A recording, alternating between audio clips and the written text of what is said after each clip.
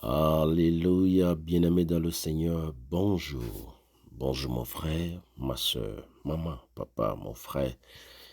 Ça fait très longtemps, le Seigneur nous donne encore l'opportunité d'être encore avec vous cette semaine. Que Dieu vous bénisse et bénisse son Église, bénisse vous qui entendez, bénisse votre journée dans le nom de Jésus-Christ. Amen. Pourquoi Jésus a prié? Pourquoi Jésus a prié? Ça m'amène à dire, et pourquoi je ne prie pas? Pourquoi est-ce que je prie seulement si j'ai des problèmes? Pourquoi est-ce que j'attends d'avoir des problèmes avant de prier? Quel chrétien suis-je devenu?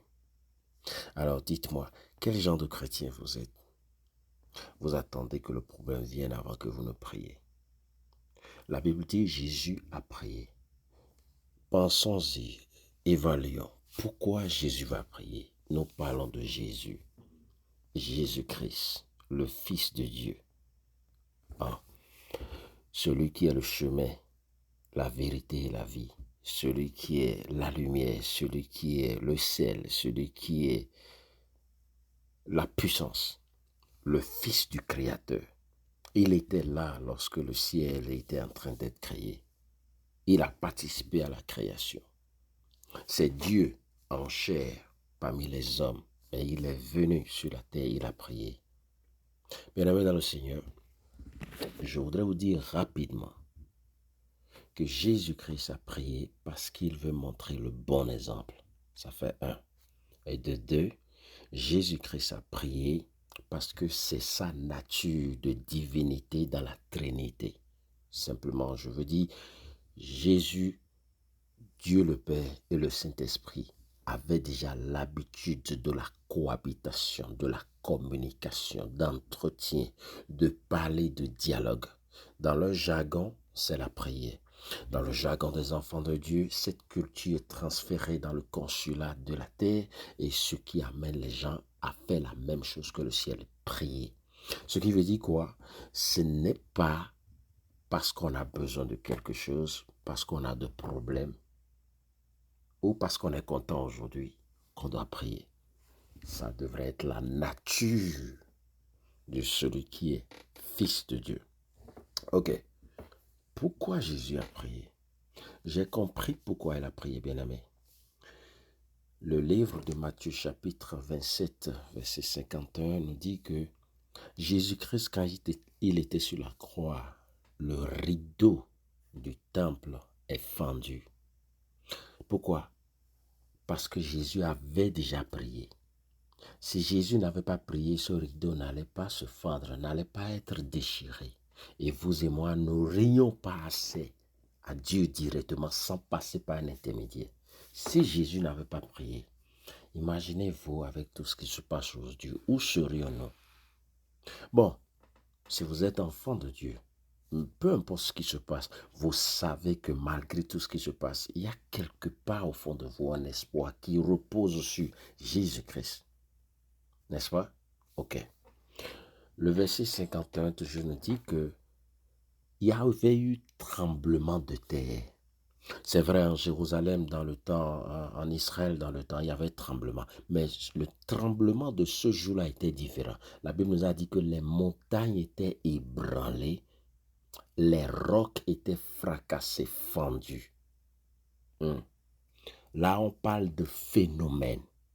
Pourquoi? Parce que Jésus avait prié.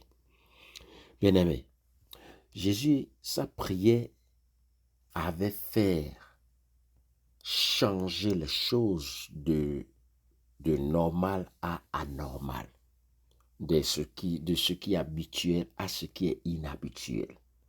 Et je peux vous dire, c'était pour nous donner juste un aperçu de ce qui se passera lorsqu'il va revenir. Sa prière continue de travailler aujourd'hui et sa prière finira de travailler le jour où il va revenir. Car quand il reviendra, cette prière qu'il avait faite avant même de mourir sur la croix va toujours faire trembler la terre entière. Tout sera au chaos parce que Jésus avait prié. Ok, alors rapidement. Le verset 52 a dit qu'il y avait les tombeaux qui étaient ouverts. les enfants de Dieu qui étaient morts étaient ressuscités. Pourquoi? Parce que Jésus avait prié.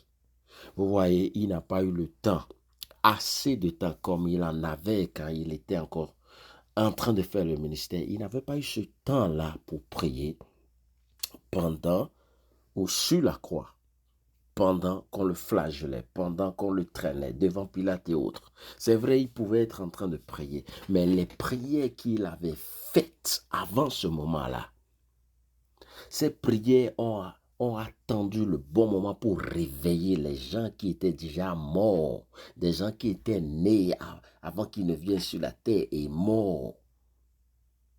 La prière, le résultat de la prière de Jésus-Christ. Regardez combien ça a bénéficié à tout le monde. Ça a bénéficié à la génération passée, la génération présente et la génération future.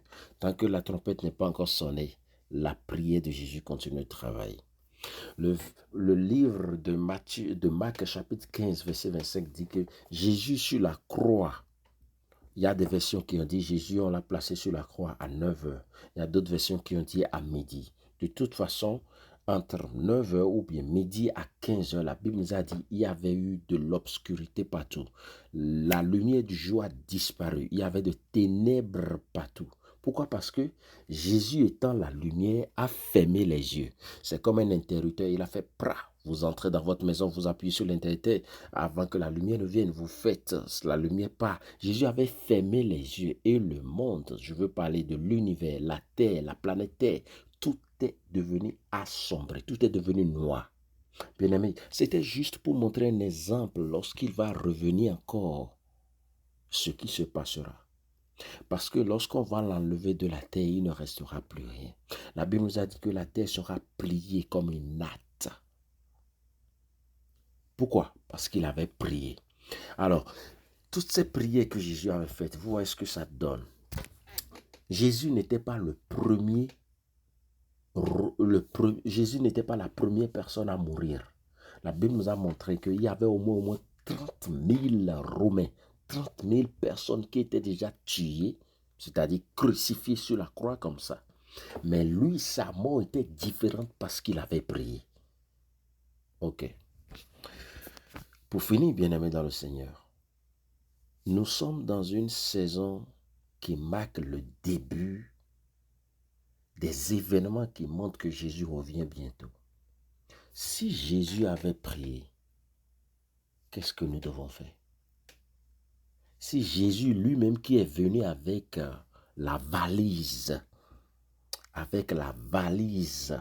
ou bien avec le sang circulé dans les veines de la divinité, il est descendu sur la terre et ce monsieur a prié.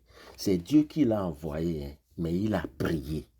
Ah, qu'est-ce que nous faisons comme ça? Nous sommes en train de risquer notre vie.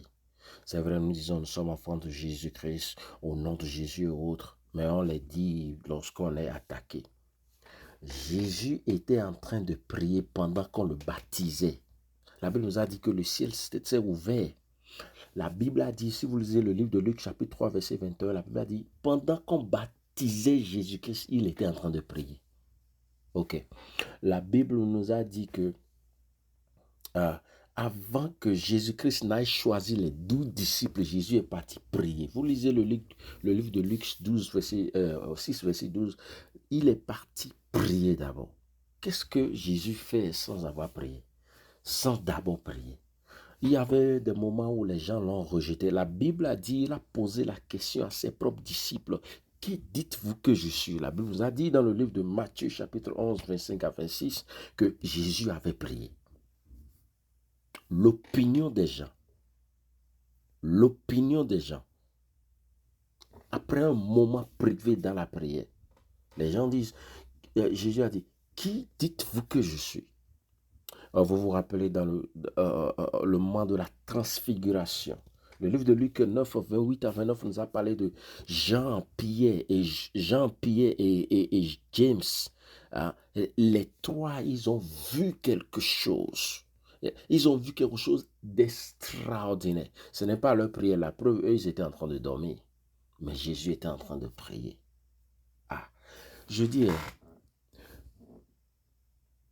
au commencement était la parole, et la parole était Dieu, et la parole était avec Dieu. Rien n'a été fait sans la parole, et la parole était Dieu. Jésus-Christ est la parole. Avant, celui qui a créé l'humanité entière. La Bible nous a dit devant Ponce Pilate, il a dit non, tu ne peux pas prendre ma vie, à moins qu'on te le donne du ciel. À moins qu'on te le donne du ciel. Donc, bien qu'il est venu avec toute cette autorité, Jésus a prié. Bien-aimés, nous faisons face au dernier détour. Et nous avons besoin de prier. Prier pour sauvegarder le reste que nous avons encore. Prier pour sauvegarder la génération, les enfants ou la famille, ce que nous avons. Si Jésus tardait à venir et que ce que nous sommes en train de faire aujourd'hui comme famille, comme génération, doit subir les derniers moments où le diable sera libre de faire de ce qu'il veut les hommes sur la terre, la prière qui va te sauver, qui va te mener, qui va te protéger, qui va veiller sur toi, ça doit sortir de ta bouche, bien-aimé. Je nous invite à changer et à aller voir l'Éternel, la prière. Et une des plus grandes importances de la prière vous fait connaître les choses. Bien-aimé, je vais m'arrêter ici et nous allons prier. Vous allez dire, Seigneur, je sais tu pries pour moi. Oh, le livre de Jean nous a dit, je m'en vais vers le Père. Je ne vous ai pas laissé seul. Vous vous rappelez, je venais à peine de dire que Jésus avait déjà cette habitude, c'est dans sa nature de prier, c'est dans sa nature de Trinité. Or, la Bible nous a dit, si vous demeurez en moi et que mes paroles demeurent en vous, ce qui veut dire que nous sommes déjà cachés en Christ. Maintenant, bien que nous sommes cachés en Christ, le Saint-Esprit est devenu toujours notre serviteur. Donc nous aussi, nous faisons partie de cette même Trinité. Ce n'est pas qu'on a ajouté un autre nom ou bien un autre chiffre pour que ça devienne 4. C'est toujours 3. Dieu le Père, Dieu le Fils, Dieu le Saint-Esprit. Mais nous sommes cachés dans le Dieu le Fils. Et le Dieu le Père et Dieu le Fils continuent toujours de communiquer avec Jésus comme s'il communiquait avec nous comme s'il communiquait avec Jésus-Christ. Donc cette habitude, où l'avons mise? Et nous courons derrière la vie. Et nous attendons que ça aille mal d'abord avant de venir voir Dieu. Bien-aimé, l'Esprit de Dieu me met à cœur de vous dire ce matin, ressaisissons-nous. Allons au pied du trône de la grâce de l'Éternel. Nous devons apprendre à prier, nous et notre maison, avant même de venir à l'église. Si nous ne prions pas chez nous, pour nous, avec nous, nous aurons de sérieux problèmes. Et pour terminer, bien-aimé, je vois ici que Jésus a prié seul. Jésus avait prié avec des gens. Jésus a enseigné de prier. Jésus a prié avant de manger. Jésus a prié pour d'autres personnes. Jésus a prié pour nous. Jésus continue de prier pour nous. Que devons-nous faire? Nous voulons affronter la vie, résister au diable. Nous allons prier. Dieu le Père, Dieu le Fils, Dieu le Saint-Esprit. Commençons de moi-même jusqu'à ton peuple. Que cette paresse spirituelle, paresse religieuse, avec des arguments, des excuses, et nous nous mettons dans des contextes risqués et nous attendons que le mal s'abat sur nous. Nous ne voulons plus continuer cette vie. À partir de ce matin, nous prions. Nos enfants prient. Notre femme prie. Notre jeune prie. Notre être prie. Seigneur, nous prions. Nous apprenons à prendre. Et nous développons l'esprit de prière. Partout où nous sommes, que ça devienne une habitude pour nous. Comme cela a toujours été. Parce que désormais nous vivons en toi. Et tu vis en nous. Nous développons cette habitude de prier. C'est-à-dire, prier ne veut pas dire demander toujours, mais de communiquer avec toi. Que cela soit ainsi, dans le nom de Jésus. Bien-aimé, que Dieu vous bénisse de la part de votre serviteur Israël. Que Dieu vous bénisse. Que Dieu vous bénisse et bénisse cette journée, cette semaine au nom de Jésus-Christ. Amen.